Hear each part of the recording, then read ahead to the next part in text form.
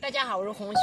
现在农村遍地可见这个狗尾巴草呢，没想到呢还是有味草一样在我们农村，农民朋友呢把它当做一种杂草来丢掉，但是呢中医却拿它来治病救人。可见这个狗尾巴草它的功效呢还是蛮大的。那今天呢就给大家分享一下这个狗尾巴草在我们生活中的几个妙用，一起来了解一下吧。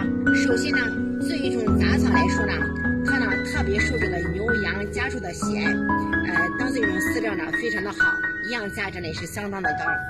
再者就是这个狗尾巴草呢，它作为一种草药呢，就是它这种花絮给它洗干净拿来泡水喝呢，可以起到一个很好的清热解毒、利湿止咳消肿的一个作用。